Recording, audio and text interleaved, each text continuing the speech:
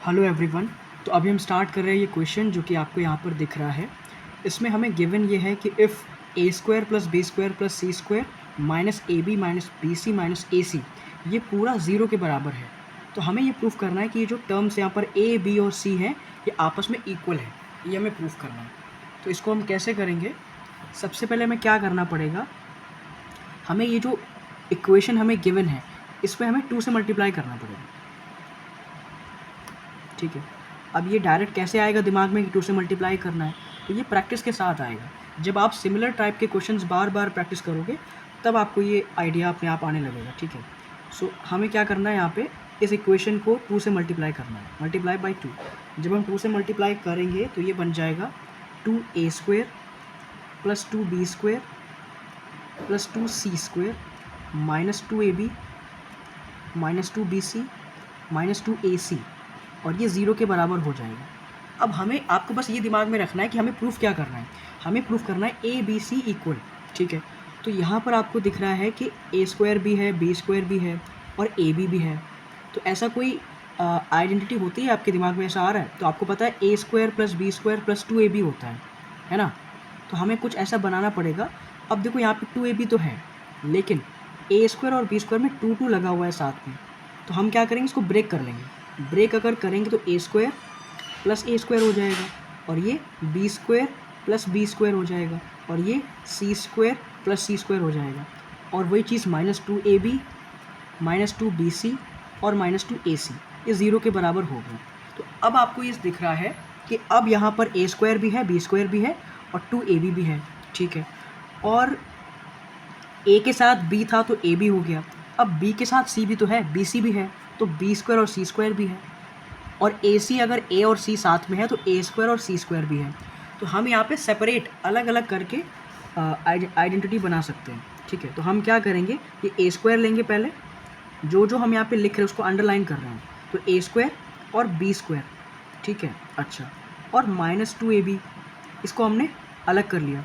ठीक है, अब इसके बाद जो दूसरा वाला बी स्क्वायर है उसको लिया हमने, बी स्क्वायर पहला सी स्क्वायर और माइनस 2bc इसको अलग कर लिया। ठीक है, अब क्या क्या बचा है, एक ए स्क्वायर बचा है, एक सी स्क्वायर बचा है, इसको लिखेंगे ए स्क्वायर प्लस सी स्क्वायर। अब ये भी हो गया और ये भी हो गया, और क्या बचा है, ए सी बचा था।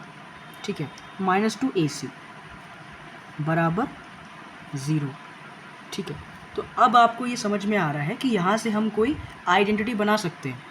आपको पता है कि यहाँ पे जो हमने लिखा है a square plus B square plus 2ab, ये तो होता है ए प्लस बी का होल स्क्वायर।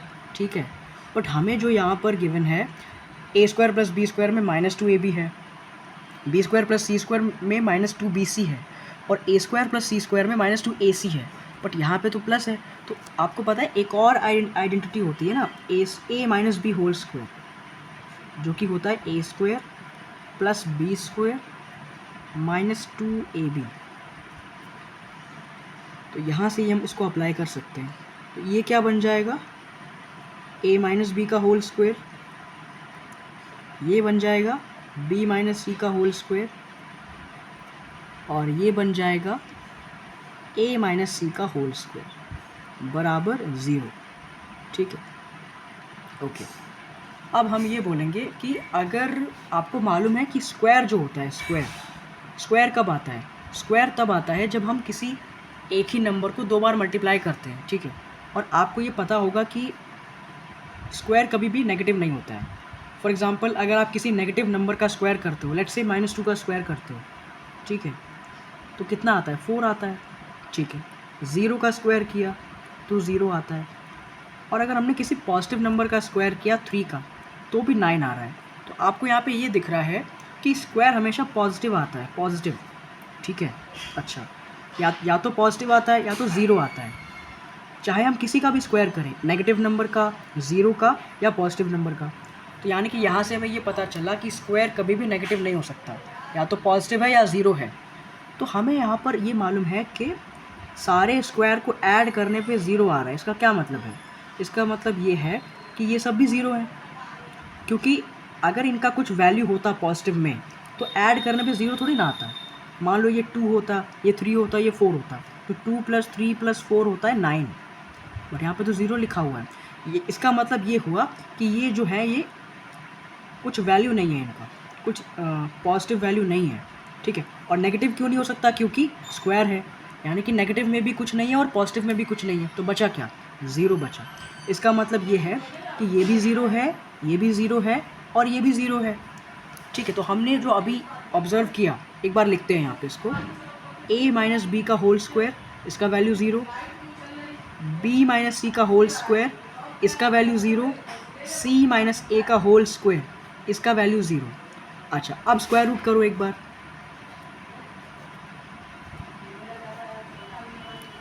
कितना हो जाएगा?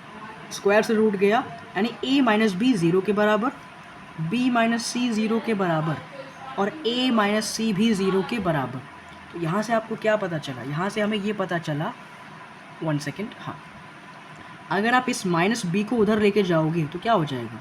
तो ये हो जाएगा a = b। अगर आप इस -c को उधर लेके जाओगे तो क्या हो जाएगा? b = c। और अगर आप इस -c को उधर लेके जाओगे तो क्या हो जाएगा? a = c।